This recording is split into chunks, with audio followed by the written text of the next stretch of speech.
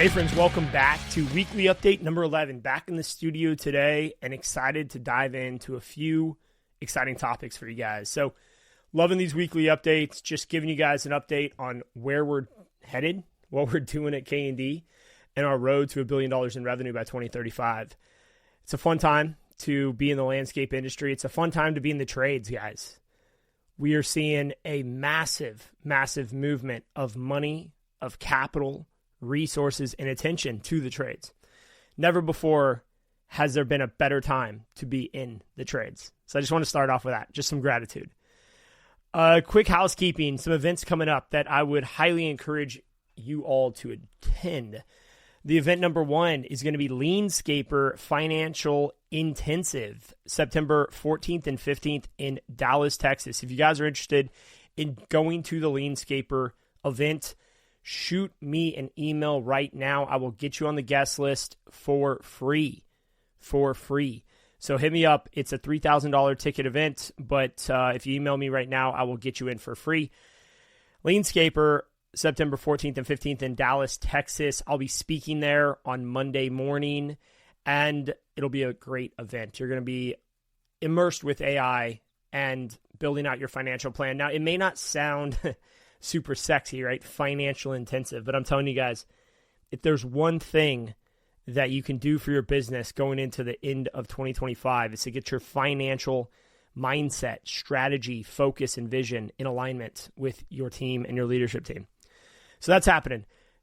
Immediately after that, Aspire Ignite annual conference is happening September 15th through the 17th. So I'm going to be jet setting directly back to Anaheim, California to join my friends at the Aspire Ignite conference September 15th through the 17th. I'm speaking there on Tuesday the 15th.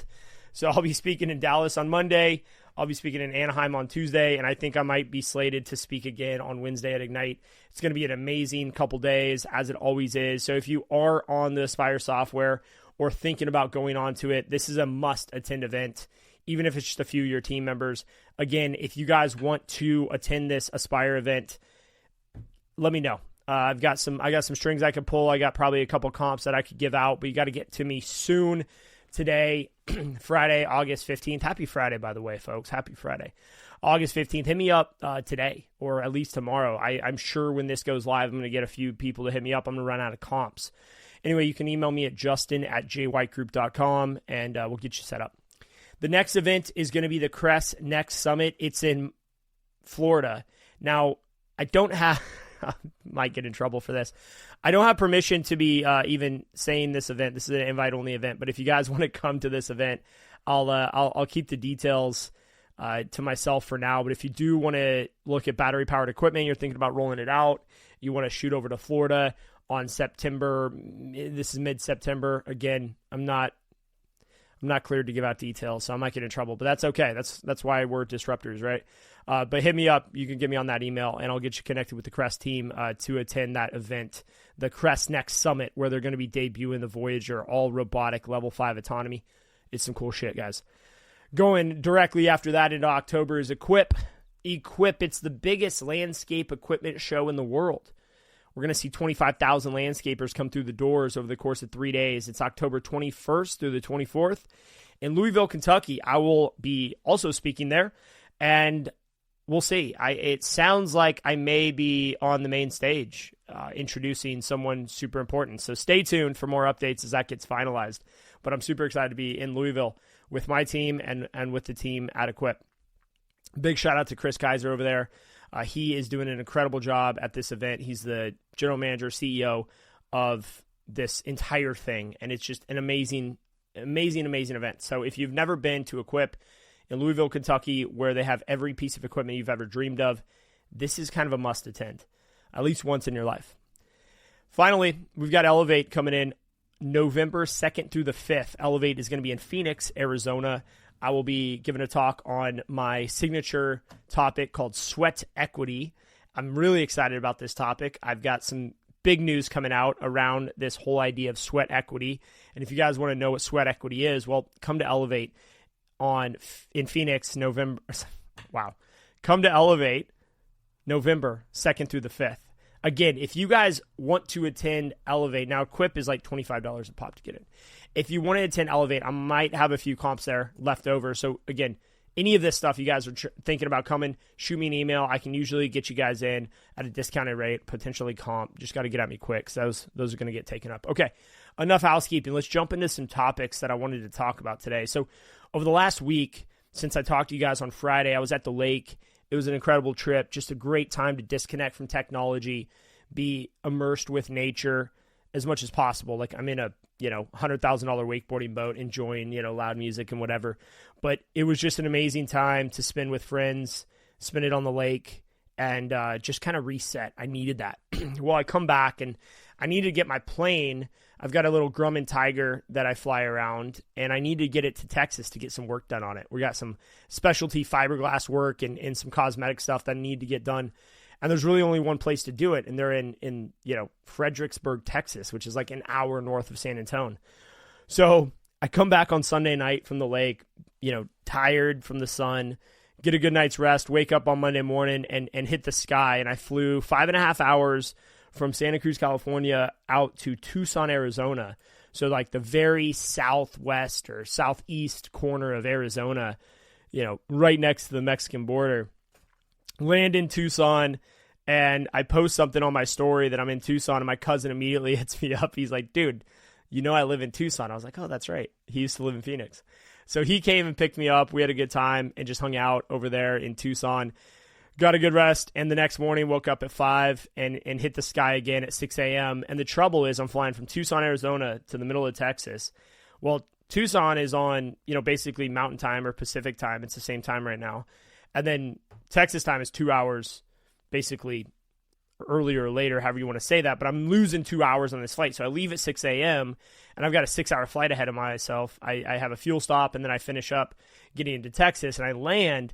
And as I'm coming in, the thunderstorms are cracking off. Like I'm hearing on the radio, convective segments. And if you guys know what that means, basically like significant weather alerts are happening all around me.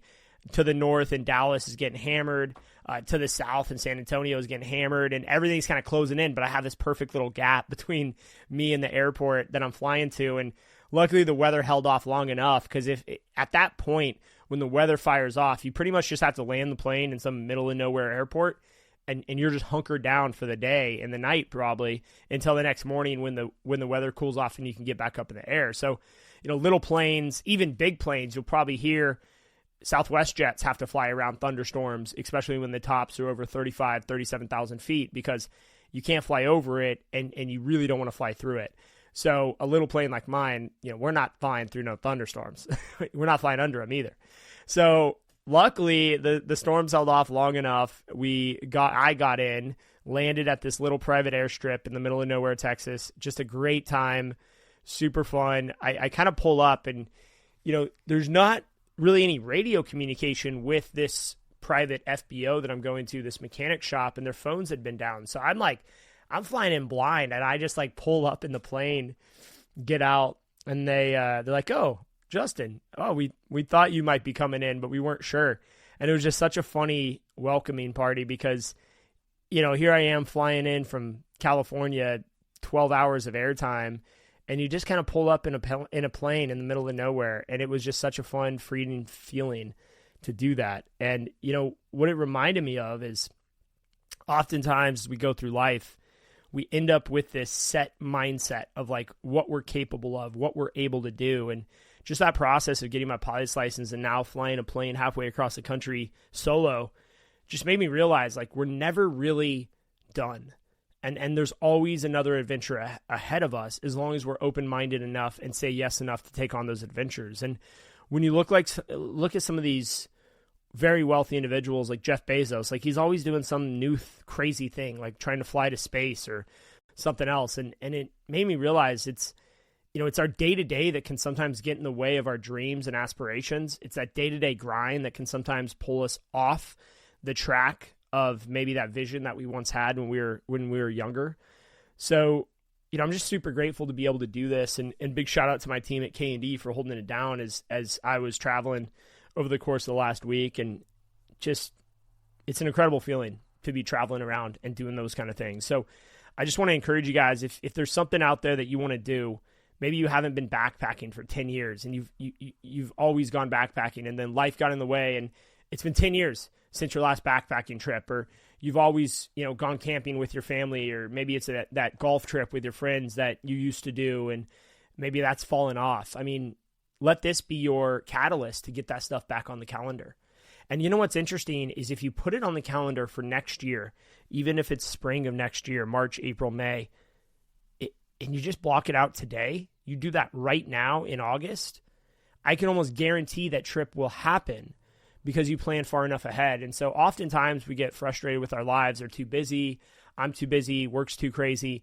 And it all just comes down to a lack of planning. So if you can plan far enough ahead, you can take 2 weeks off. You can take 3 weeks off. You can take a week off and go do, maybe that little kid thing that you always wanted to do or you used to do. Anyway, fun stuff from traveling.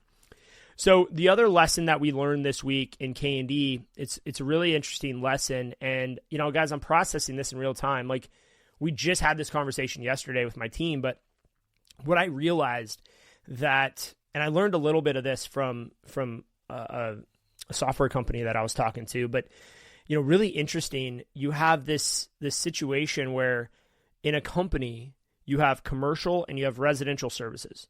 So you have kind of like B2B and then like, B2C. You're like, in a landscape business, you're working with a residential homeowner versus a commercial project manager or a commercial building manager.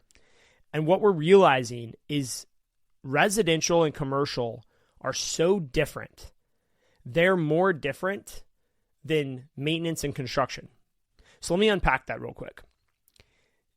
I believe it is more closely related, residential construction and residential maintenance, than residential construction and commercial construction.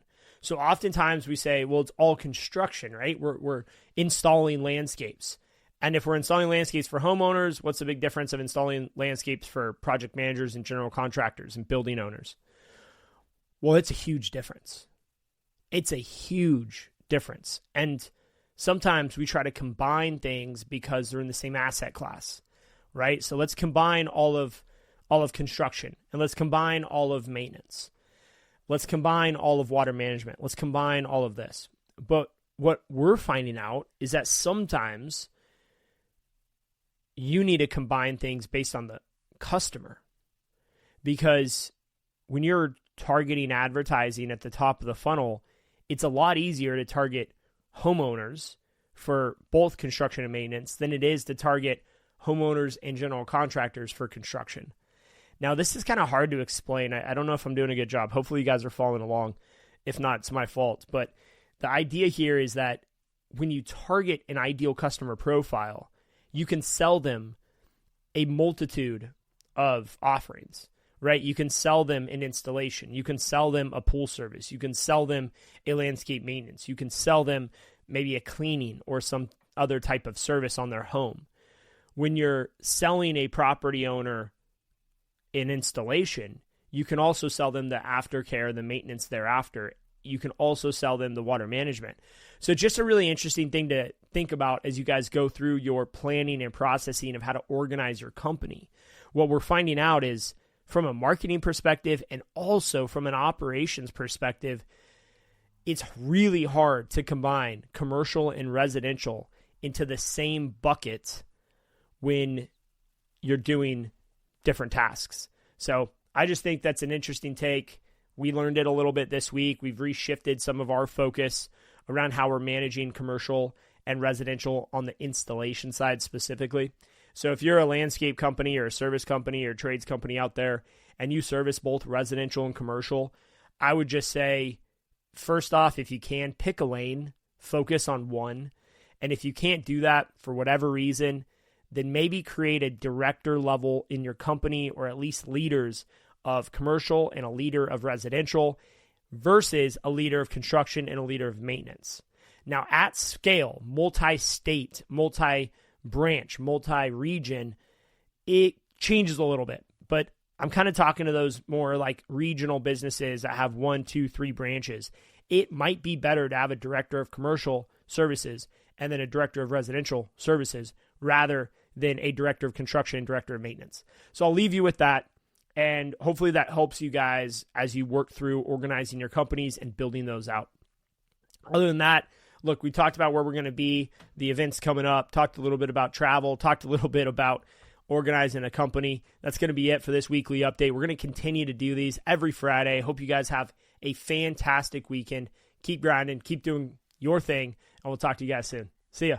Thanks for tuning in to Trades Talk, where the next generation of disruptors comes to raise the bar. If you got value from today's episode, share it with someone in the trades who's ready to level up. For more tools, insights, and community, follow host Justin White and join the movement at jwhitegroup.com.